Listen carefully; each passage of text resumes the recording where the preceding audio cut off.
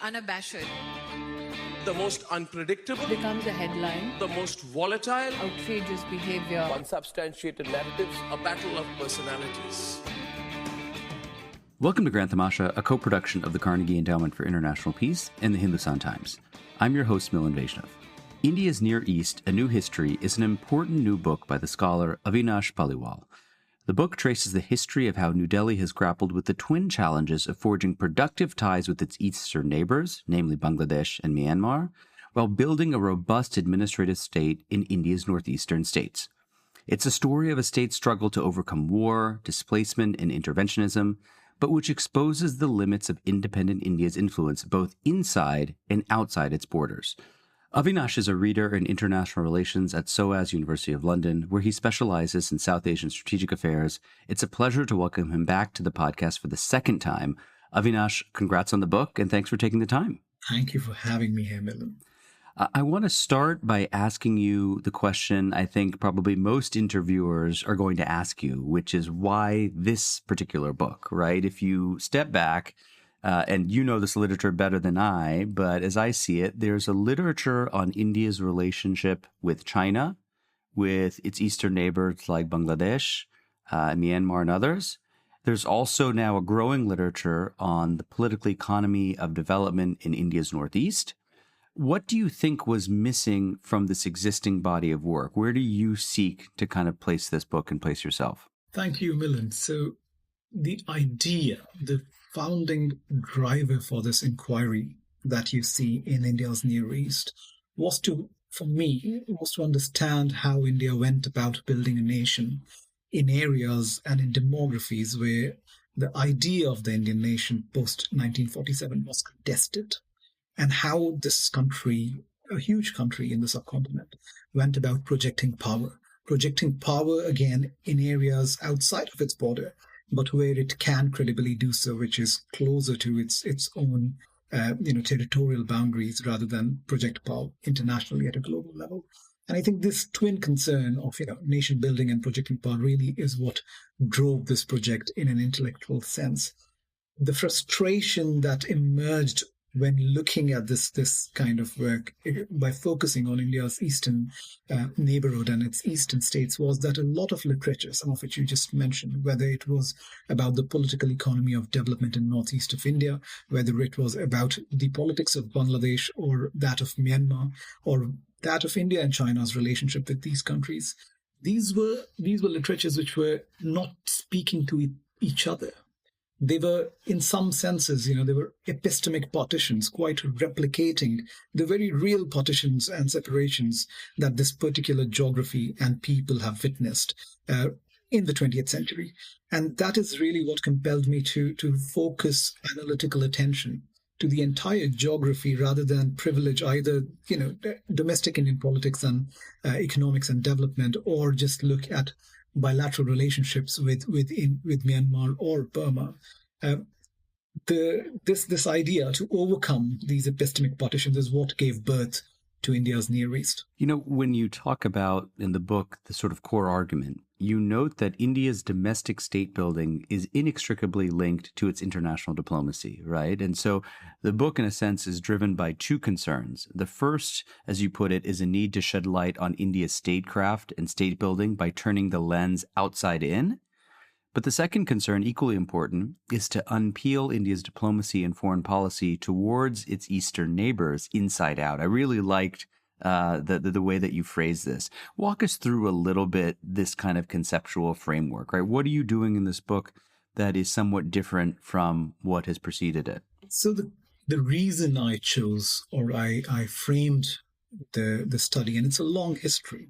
It's a history which arguably it begins in 1937 and comes all the way up till the present moment. This framework kind of, helped me look at a region which was at once administratively united under colonialism. So all the questions around political economy and movement of people, movement of goods, movement of services, those boundaries, those borders, and the frictions that come from that with divided families and divided communities did not exist in those forms and shapes as they did after independence or after the separation of Burma from India in 1937.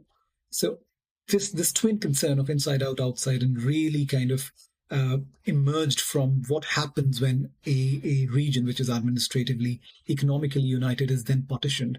How do the new centers of political power, how do the new sovereigns, the post-colonial sovereigns, whether it is in New Delhi, whether it is in Rangoon, as it was then called, or in Pakistan, Karachi, which, till 1971, Pakistan had two wings, one the West Pakistan and East Pakistan, which would become Bangladesh. How do these new states deal with this new uncertainty that come by drawing borders where none existed before? Now, this is not to say that during the colonial period in the subcontinent, there were no social frictions. Of course, the colonial administrations quite actively fostered social division for its own political ends. And these partitions are partly, if not wholly, a result of that. But this framework allowed me to look at those contradictions and to at least analytically, at least intellectually, reconcile them to a certain extent.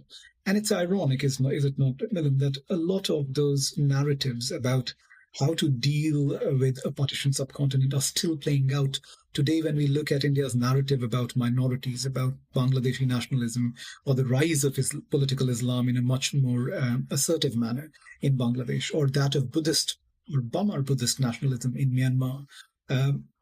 These are very, very old debates. I was struck by a line, Avinash, that you have at the very top of the book, and it's where you write, India's Near East is less connected in 2024 than it was in 1947. And when you step back, that's a pretty striking claim, right? We think about integration, we think about globalization, we think about migration, all of these forces that are, bringing people together. Unpack this for us. How is this true? Simply by the sheer fact that the formal level of trade and the formal level of connectivity in terms of roads, in terms of railways, in terms of cross-border movement of people, or ease of movement of both people and goods and services, is just a lot less today than it used to be during the colonial period and during the moment of decolonization in 1947. So that is one aspect that kind of, makes this particular data point very striking. But I think what it shows truly is how problematic a term connectivity actually is. And so important in policy discourses today, right? India's entire Act East policy, or previously the Look East policy, has been dominated by connecting economically, connecting India to Southeast Asia, through Myanmar, connecting to Bangladesh in an economic sense. But it shows how disconnected these spaces can actually be when you start looking at connectivity upside down, or as I call history, or practice in inverse. The borders that have come into place since 1947 have simply limited that kind of formal connectivity. What they have done instead is foster connectivity of a very different kind, and that's illicit, illegal connectivity. So my argument in the book is not that India is not necessarily connected. It's not formally connected to its neighbors. In the informal domain, in the underground, so to say, there are still very powerful, enduring connectivities, whether it's in the drug trade, human trafficking, just illegal trade in daily use items as well across the border. And that creates a logic of its own, an economic logic of its own, a vested kind of, it finds segues in the political lives, electoral or otherwise, of these countries. And again, that has repercussions, some of which are negative, as we can see play out in the last few years in this area. The narrative of the book is centered around 4 interconnected themes, and they kind of shape India's Near East. Number 1 is identity politics. Number 2 is cross-border migration. Number 3 is political economies. And 4 are these kind of official antinomies or contradictions, paradoxes, right? We'll get into specific cases in a second, but tell us broadly kind of how you zeroed in on these 4 particular variables. These 4 variables became very quickly, one, they were very apparent when you start looking at how politics and issues on which politics is happening, whether it's within India, whether it's in, let's say, West Bengal, whether it's in Assam, the anti-foreigners movement or the anti-Bengali movement, the language movement, communalism or communal violence in West Bengal, whether it's the Naga movement, Naga nationalism, asserting itself often very violently during the 50s and after, or the outbreak of the Mizo kind of nationalist sentiment in the mid-1960s. it was very clear that identity is a very powerful driving force. And why is it the case? Because apart from feeling disenfranchised by kind of large nationalist discourses which are coming from either Pakistan or New Delhi or from the Bamar heartland in Burma, in Myanmar. The resource allocation, the politics of this resource distribution was also fueling these identity anxieties because these were also poorer regions when you compare it to other Indian states or other states in the neighborhood. So there was a very interesting connect that I felt existed between the movement of people, again, in areas where no line in the sand has ever been before. And now suddenly there's a very hard border. What does this mean for communities who are straddling the border and those who want to move? And of course, how these states dealt with it determines what consequences, how these kind of fault lines really play out, whether there is conciliation, social conciliation, there's a building of something positive, something productive, or it increases anxieties of one community or the other because they feel left out. And again, this is a story where, if you look at Assam, the sub-nationalist movements in Bodo areas or in Karbi Anglong areas, they felt that the Assamese nationalism was more dominant, or the Bengali nationalism was more dominant in Pakistan, according to some. So this is where these four themes really came in. The more important question for me was what not to take. And electoral politics becomes a very important case in point. Should I not look at India's electoral dynamics to make sense of this? And again, I think this was more a function of maintaining narrative and analytic control, because I do take electoral politics very seriously, just not as a driving theme. No, I mean, it's actually kind of amazing how much you pack into this book, right? I mean, with these four variables, and they kind of act as a kind of unifying series of themes as you go across the chronology. I want to start actually at the earlier part of the chronology, and the Nehruvian period, because for Nehru and his compatriots like Patel and others, the sanctity of the Constitution was what you call in the book a cordon sanitaire, right? A protective shield around India's political, judicial, legislative systems. And the Constitution was meant to protect against potential threats like Hindutva, like ethnic separatism, like communism. In the early period, how did this approach shape relations between India and the Near East? So there was, this was a region apart from Kashmir, where India would fight a war with Pakistan, and the quote unquote police action that India launched in Hyderabad. Near East was a region where I think Nehru's idea of constitutionalism got tested very fundamentally from all sides of the ideological spectrum, and very violently at times. And this is just talking of West Bengal or Assam. Sort of Assam, which is yet to be divided into more states moving forward. The creation of Meghalaya and Tripura, and Tripura was a former kingdom, but other states in the region, Nagaland even, would come a lot later, after 1947. These are areas where all sorts of ideologies, whether it was revolutionary or identity related, were testing this cordon sanitaire. And it was also a region where some degree of constitutional balance was required outside of India's borders. For example, protection of minorities, especially Hindus, in East Pakistan was absolutely critical to make sure that the sort of political balance that Nehru and Patel are seeking in India is respected or is achieved in that sense, right? So the constitutional project becomes not just a domestic agenda. It's also, in that sense, an international agenda where you need your neighbors, especially Pakistan, to respect the minorities, because it has a geopolitical impact on how the interstate relationship is facing. And similarly with Burma, and I think this is a lot less understood, Burma faced a huge communist onslaught in 1949 and Karen ethnic onslaught, nationalist onslaught, right? So much so that around March 1949, the state of Burma, as we know it, or the state of Myanmar, as we know it today, would have ceased to exist had it not been for India really arming the Burma army to fight and secure its existence, and it would work with Pakistan secretly, which is another very fascinating story of Indian and Pakistani intelligence agencies working together. I think that moment was one where the leaderships, both in India and in Pakistan, to a certain degree in Burma, realized the value of this constitutional cordon sanitaire.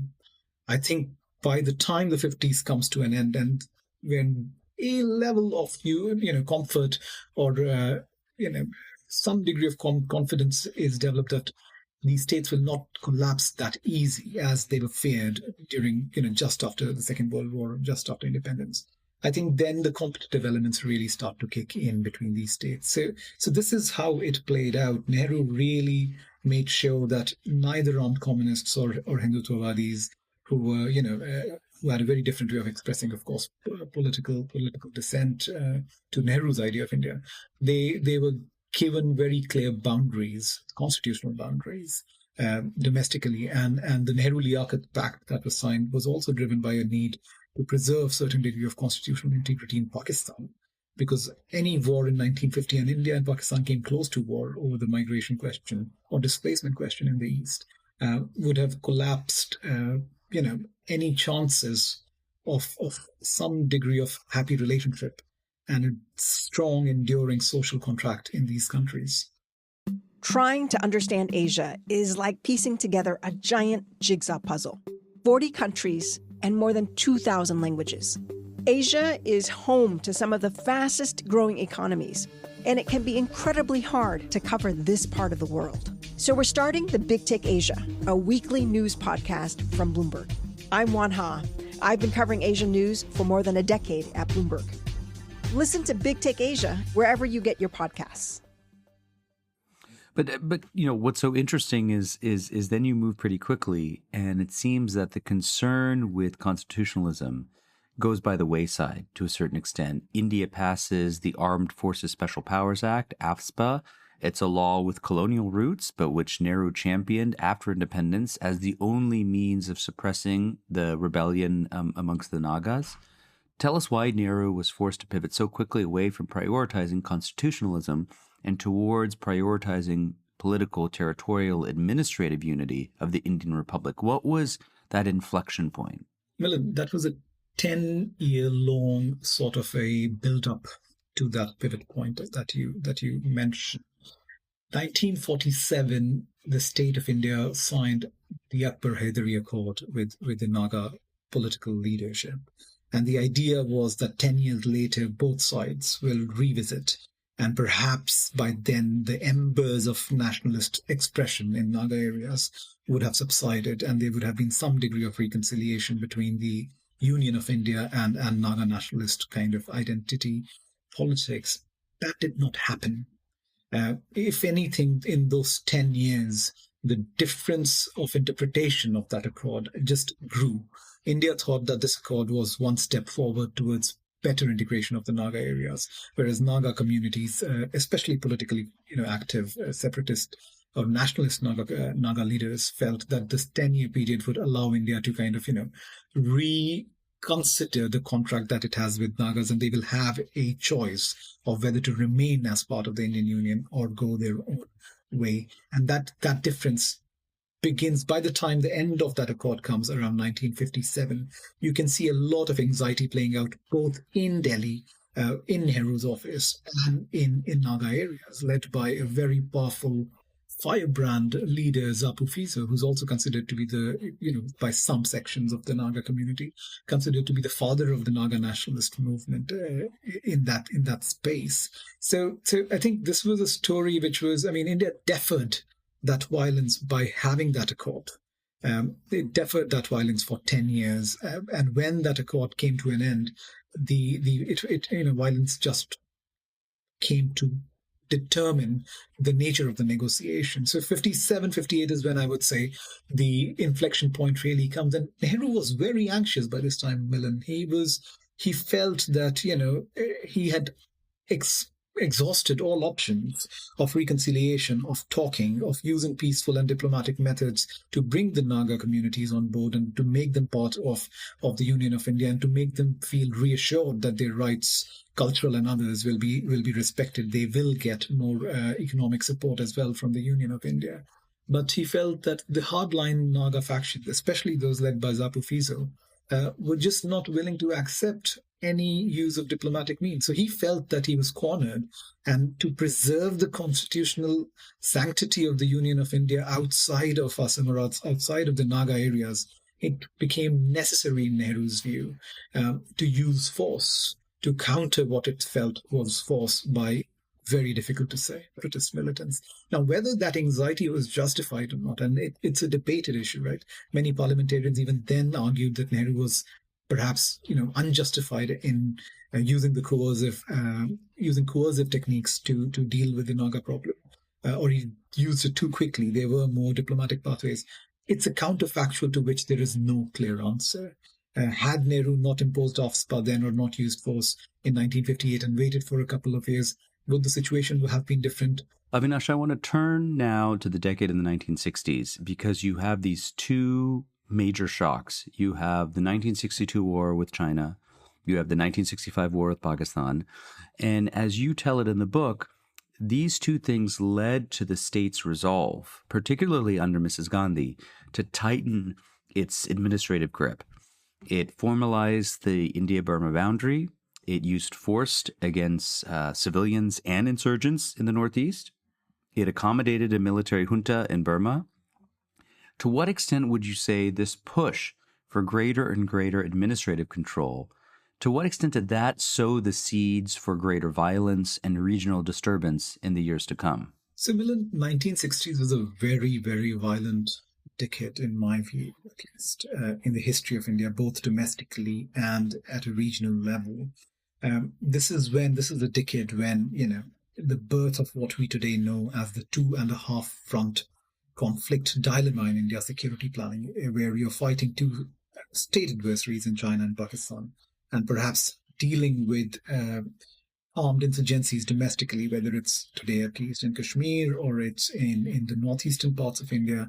That anxiety really came to fore during the 1965 war and has stuck to a certain degree. This is a period where, whether it was Nehru in the early decades or Shastri, Prime Minister Lal Bahadur Shastri, or Prime Minister Indira Gandhi, they feel that India is domestically very, very vulnerable to both communist or armed communist sort of politics, which had the intent of overthrowing the state, if not seeking separation per se.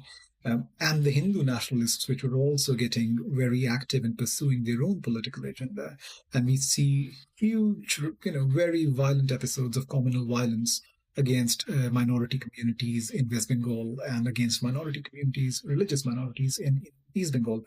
And there is a tit-for-tat geopolitical logic to communal violence itself. And couple that with two wars that you have just fought, and wars that you believe are not something that you sought or you chose to fight, right? 62, India felt betrayed, and 65, Pakistan felt overconfident, right? Now, again, there are histories to that, why those wars happened, but I will not go into that. This sense of anxiety is absolutely central to understand why Indira Gandhi adopts such a kind of, very clear, very, at times, uncompromising, even authoritarian approach towards asserting state control.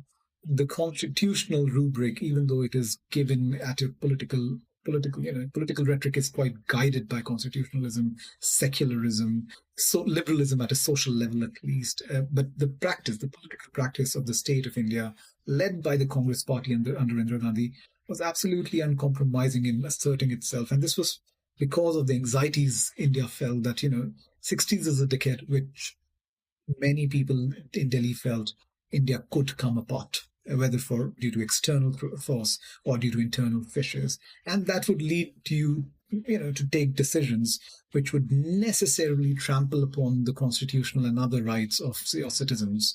And this is a decision they felt that was necessary. Now, whether it's justified or not is again an open question. And perhaps, there were a lot of excesses committed in the name of protecting the state, as history's very clearly witnessed. So this is where Indira Gandhi was coming from. Now, again, to be very careful here, this is not a justification. This is just to explain why they felt the need And this is also the moment, again, going back to the 1971 war that India would fight with Pakistan, or from a Bangladeshi perspective, the Bangladesh Liberation War.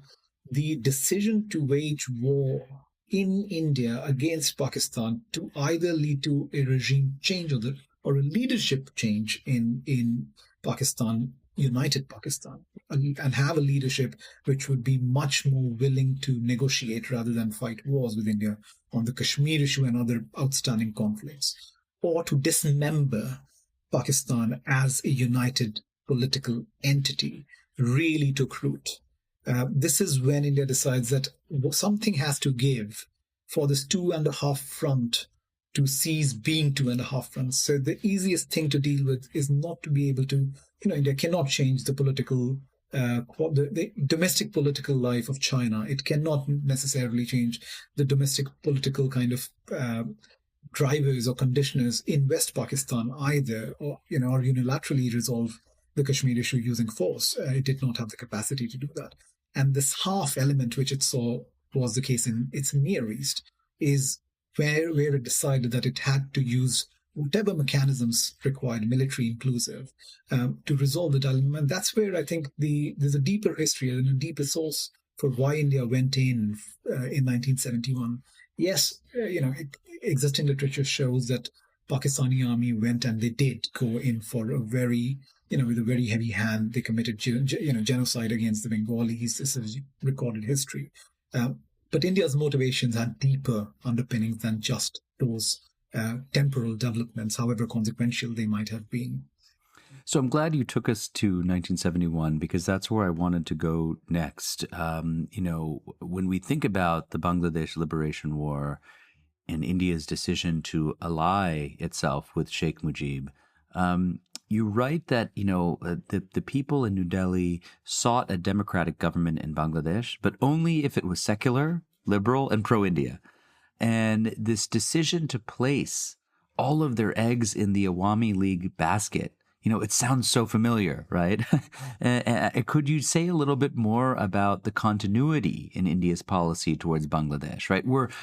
Is there a line to be drawn between the seeds of today's turmoil and what happened in 1971? How do you think about this, huge arc of history? See, again, I would be cautious to draw a linear causal or historical sort of logic, or line between what is happening in 2024 to what happened in 1971. But I would be very confident to say that 1971 is not history. It's also present, very much so, especially in the Bangladeshi public mind and Bangladeshi politics, as much as how India deals with Bangladesh today. So it's history. A lot has happened between those in the intervening decades.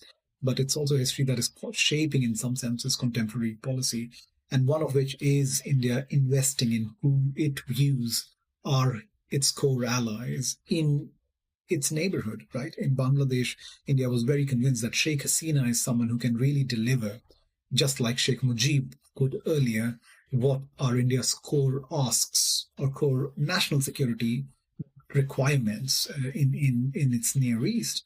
And they are three very clear requirements which, emerged thanks to unfortunate historical experiences of violence and migration, right? That one, we do not want a regime in Dhaka, whether it was in 71, 75, 80s afterwards, today, which would be so much against the minority communities, in particular the Hindus and Sikhs, that it would lead to the mass displacement, whether out of actual violence or out of fear, of these communities to India. There is precedent for that kind of movement to happen, right? It happened in the 50s, happened in 1971 itself, has happened after that, even Buddhist minority communities in the Chittagong Hill Tract. So that's one red line. The second red line is, of course, you don't want to have a state in India's Near East which will host anti-India militants, right? A lot of the Naga and the Mizo and the Assamese militants found shelter at different points in time during in the previous decades, thanks to the tacit support they received from the Bangladeshi security agencies and establishment. So that's the second red line. Again, it goes back to how Pakistan before 1971 used its Eastern Eastern kind of wing to foment or support insurgencies in India's northeastern parts. And the third is, of course, that today is that you do not give a strategic or a military base to India's arch adversaries, whether especially China today, but also Pakistan to a certain degree. And lastly, once these three kind of aspects are met, hopefully you'll be able to build connectivity and do business and trade and people to people connectivity, right?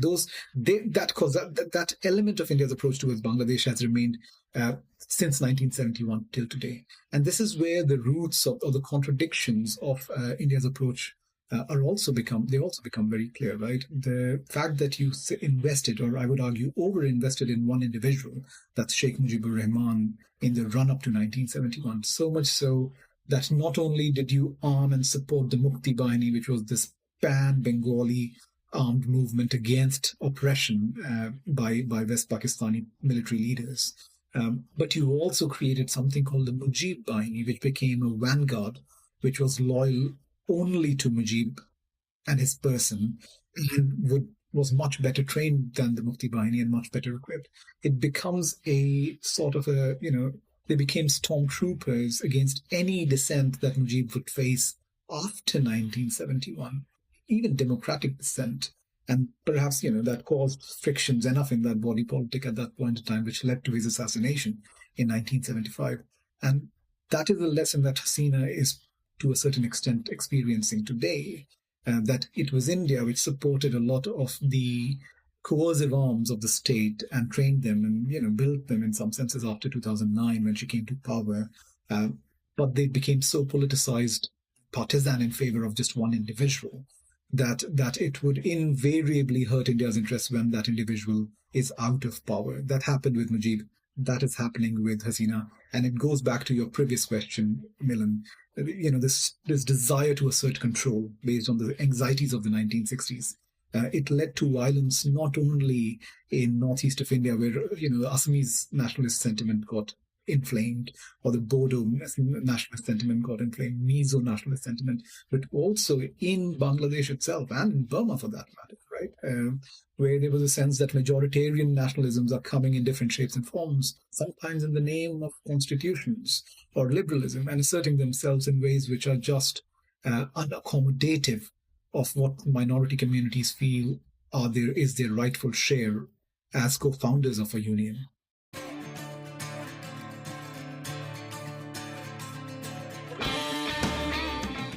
Hey, Grant the Masha listeners, thanks for listening to the podcast. Putting this show together each week is a labor of love, but it takes a lot of work to put out a great show every week. If you'd like to support the work we do at Grant the Masha, please visit ceip.org/donate. Don't forget to subscribe to us on Apple Podcasts, Google Podcasts, Spotify, or on your favorite podcasting platform, so you'll be the first to know when a new episode rolls out.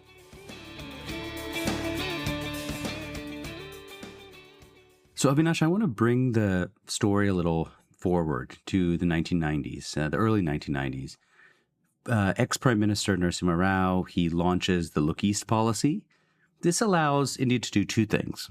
It allows India to take a U-turn on Myanmar, but it also allows India to engage with Dhaka to deepen connectivity between the two countries.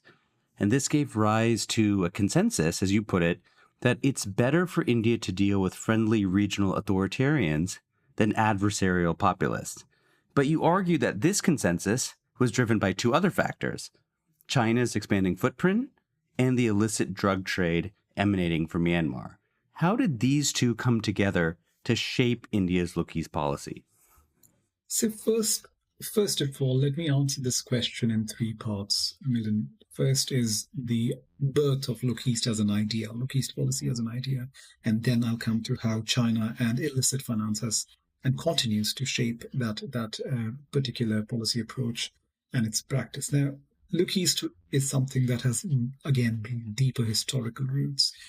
It goes back to an idea which was proposed by B.G. Varghese, then information minister in Indira Gandhi's cabinet, and a very influential editor of Hindustan Times, who said that, look, the disruption that partition has caused in the economies of India's Near East, he did not use that term, but India's connectivity that used to be with, whether it was the Rangoon port, the Chittagong port, that needs to be revisited. The partition has to be undone, at least at an economic level. And for that, we need to build roads, we need to build railways, we need to have access to these ports.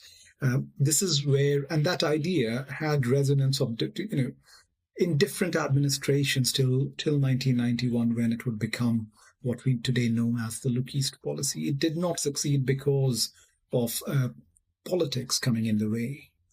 And in that sense, I see India's Look East policy as enunciated by Prime Minister Narasimha Rao more as an exercise in admitting failure rather than expressing aspiration. Your approach of working with, in the late 80s, Rajiv Gandhi's approach, first with authoritarians. Rajiv actually wanted to work with both General Irshad and General Ne Win, both of who were authoritarian, military dictators in Bangladesh and Burma, then, as it was called. The fact that it did not work, and then he would suddenly take another turn and start supporting what he views as democracy movements by working with Sheikh Hasina, who had made a comeback in Bangladeshi political life in the 1980s, and Aung San Suu Kyi in Burma. It was even the failure of that and the excesses which eventually in Sri Lanka, which would lead to Rajiv's assassination in 91.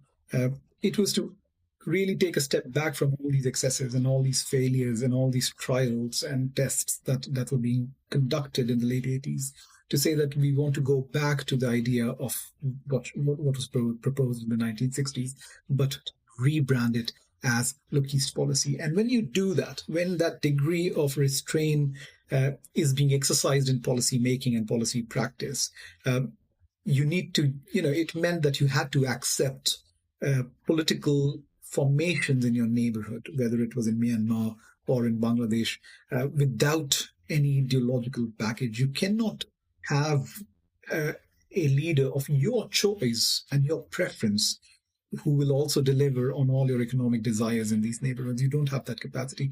And that is what, led Rao to say that, look, if we can work with the junta in Myanmar, just, in delivering our basic asks, we must do that. And if that means that we have to work with a democratically elected Bangladesh Nationalist Party whose core political kind of ideas are against India, or stacked against, where Indian nationalist, Indian anti-Indian populism is rife, then that must be it. Now, this is what brings us to the other two parts of China and illicit finance. And the China element is simply that China was doing exactly the same. China did not have the historical, cultural, social, political baggage in dealing with either the junta in Myanmar, in Burma or Myanmar, or dealing with whoever was in power in Bangladesh during the 90s.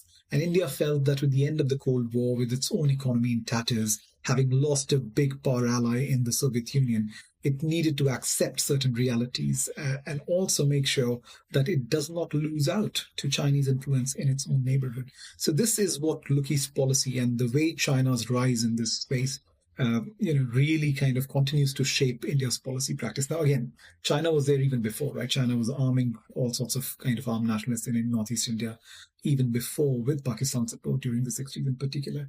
But this is a whole new caliber of competition that India is facing with China post-1990s and after the end of the Cold War.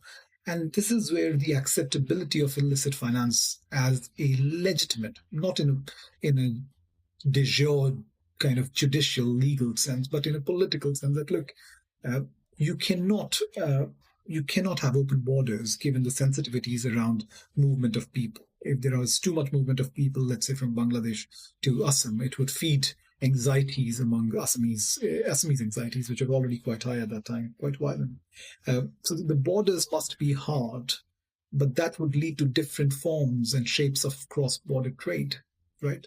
It would make sure that, the ease of connectivity that you want Look East policies to usher in will not be the case. But a lot of various violent actors, which had really grown during the decades of 70s and 80s, will be able to execute business relationships, to execute trade with each other in the illicit domain. And can you accept that? The rise of the narco finance, so to say, will you accept that at a political level? Because that means you'll have to accept the political reality that the Naga nationalists, when you build peace, you have to let them do what they want to do. Now, this is this is a provocative thing to say, but thankfully there's archival data to prove it. And this is where Rao's sort of real pragmatism kicked in. He took tactical truces as very valuable at that point in time, rather than pursuing political resolutions which are elusive in a strategic and long-term sense. He said that, look, if the state of India has to look the other way, just to get that ceasefire in 1997 with the Nagas, and if that requires us to kind of let these militant outfits, and not just the Nagas but elsewhere also, right, to engage in illicit trade to profit themselves, not really distribute those profits among communities, then that be it. The Union of India is not in a position right now to find a long-term political solution, given the militarized nature of these geographies. And neither are governments in Bangladesh powerful and capable enough, or the junta in Burma, Myanmar, capable enough to help us, really clean up a lot of cross-border sort of camps and training camps that existed. So that is where, I think that's how the role of China, the strategic pragmatism that if Chinese are dealing, we have to deal, and acceptability of illicit finance as a fact of life in some senses, a fact of political life. That is what really drove India's Look East policy, not as much the aspirations of let's really connect India to Southeast Asia, when you look at least in Near East. And I think to a certain degree, that remains to be the case till today. What's interesting is that when you think about this question from the prism of the 21st century, India's approach to the Near East, you argue, is determined by two things. So there's the strategic competition with China, we just mentioned, but there's also this development, this rising assertive Hindutva or Hindu nationalism, right? So we've spoken about the China factor a little bit, but I wonder if you could distill for us how the reassertion of Hindutva is remaking India's approach to the Near East, right? We obviously, I think all of us have been watching the disconcerting news coming from places like Manipur, which has been engaged in a cycle of conflict that is quite worrisome. Tell us a little bit more about how you see Hindu nationalism at work, at play in India's Northeast and with respect to its eastern neighbors. So thank you for asking that question, Milan. So let me first give a bit of a historical background of where Hindu nationalism sat in these larger processes all the way up to the 21st century before coming to the 21st century itself. Now, the entire idea of having the National Register for Citizens, having a citizenship Act, which was, I think, introduced in 1935. All of it, the birth of it is all in Bengal, the movement of, minority communities on both sides and the anxieties that would that it would create. And this became a very important plank for the Jansangh to lobby and to really build its ideological sort of, weight in India's body politics. The Jansangh came into being because of the migrant crisis or the displacement crisis of 1950, right? It is absolutely central to its ideological existence or ideological kind of advocacy, has long roots. And in Burma, there is another there's another kind of less visible, less policy salient, but nonetheless politically important aspect that remained throughout these decades was the fact that the sister organizations of the Rashtriya Swayamsevak Sangh, of the RSS, or the Sanatan Dharma Swayamsevak Sangh, they remained socially active in Burma throughout these decades. They practiced amongst the Hindu communities, but they also very actively, were coordinating or had liaisons with the RSS, and a lot of their kind of cadre was being trained in India itself. So there has always been a simmering logic and a simmering presence of Hindu nationalism. When it starts to get asserted much more strongly, apart from the last decade, is, I would say the fall of Babri is really, to a certain extent, the demolition of the Babri Masjid in 1992 is really a kind of a watershed moment, even when you look at interstate relationships between India and Bangladesh and India and Myanmar. Myanmar never criticized India in 1992 for the demolition of Babri. In fact, Myanmar's then ambassador to India said that, look, we do not comment on the domestic political lives of our neighbors, and we expect our neighbors to do the same. Whereas Bangladesh, which was led by BNP, went very strongly against that. We saw the very conscious adoption of religious diplomacy with Burma. Myanmar came into life in the 1990s for that reason, that, you need to get the junta leaders and their families come and visit Bodh Gaya, because, they really, as a very important site of religion, as a very important religious site for Buddhists. That really kicks in during the 90s, and it never stopped. And this is where I would say the idea of Hindu nationalism really kind of asserting itself and coming to the fore in the 21st century is something which we need to keep, which we need to acknowledge, which we need to recognize. The Rohingya issue really showed how strong those undercurrents that were there have become today. A lot of the framing, India's framing of approaching the Rohingya crisis has been along communal lines, even though not many Rohingyas have entered India, right? Many of them are today taking shelter and refuge in Bangladesh, which has its own problems.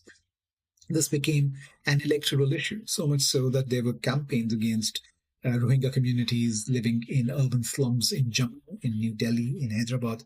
It has fed the electoral politics of the BJP in recent years. So this is where we can really see that politics being not just politically important, Hindu nationalism, not just being politically important in India, but also finding segues with Burma Buddhist nationalism in Myanmar, where many Hindu nationalists would say we should look at Myanmar and see how they're asserting their identity politics over there. This is a match. This is an ideological match worth reckoning. And similarly with Bangladesh, you could see that most recently today that there is an anxiety that the new interim government led by Chief Advisor Muhammad Yunus will, if not deliberately, will just not be able to contain the rise of Islamists, which will have an anti-Hindu agenda. So religion is coming back with a degree of force. You mentioned Manipur, and I'll end my response to this question there. This is as much an identity conflict as it is for other reasons related to resource distribution and poor governance and partisanship, right? The fact that the BJP has absolutely done nothing to hold the state leadership accountable. And everyone knows what's going on over there, right? It's a BJP-run state government as well. They have done absolutely nothing, so much so that the minority communities in southern Manipur, the Zokuki community, feel that this is really becoming a Hindu versus Christian thing. Now, it's a very highly contentious argument to make, and I'm not saying this is the only causal element, but that narrative has kicked in that has shaped the crisis in Manipur since May 2023. This also shows how Hindu nationalism is not just, helping India in its own way project power or build alliances in its neighborhood, but also shaping, as this book says, its own nation-building project. And these are united things. And this is where, at the start of this interview, I said the frustrating bit for me was that these literatures were siloed. They were partitioned themselves. Unless we start looking at these interconnections, we'll just not be able to make, we'll just not be able to forecast or foresee which direction this region is actually going in its true sense. So Avinash, this seems like a natural place to end. Let me ask you one final question. Modi comes to power in 2014, and he insists that it's his desire to move beyond looking east and starting to act east. But you point out that there's one big contradiction in this policy, which is the desire to build infrastructural connectivity, but to limit cross-border mobility, largely on account of Hindu-Muslim politics. To what extent has this undercut the policy shift that Modi has touted? Milan, thank you for that question. See, the main driving point here at the end of the book as well is that no government in India, whether it's led by Congress, whether it's led by the BJP or anyone else, can expect strategic, geopolitical or geoeconomic unity in a region which is so stratified as India's Near East by fostering social division.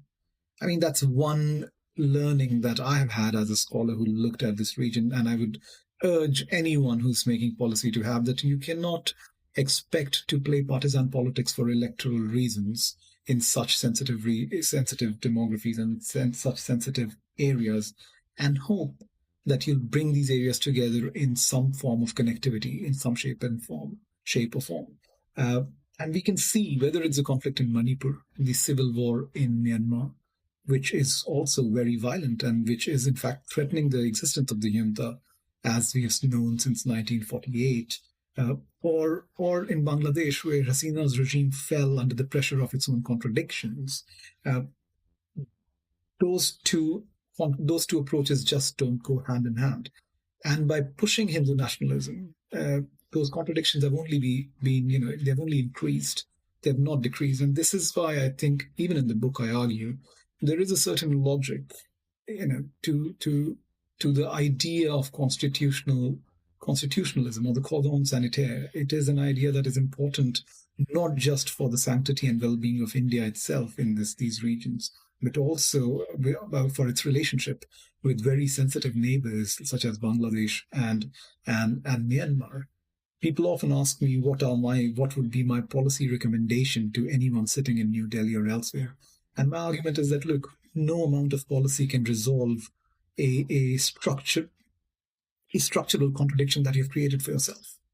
You need to deal with political and economic forces, and you need to deal with it, keeping the Constitution and its core tenets at the forefront. That's the only way you can deal with it, and it won't be perfect. I'm not saying this will suddenly lead to a resolution of all conflicts, but at least it will alleviate some of the more extreme forms of political expression that we see being expressed in Manipur or Bangladesh and in Myanmar today. My guest on the show this week is Avinash Paliwal. He is a reader in international relations at SOAS University of London, where he specializes in South Asian strategic affairs. He's also the author of the brand new book, India's Near East, A New History. The scholar Farzana Sheikh calls it a riveting account of the pressures of cross-border migration, identity politics, and the contradictions of official policy that have frustrated India's ambitions to rewrite the political geography of its Near Eastern borderlands and counter threats from China and Pakistan.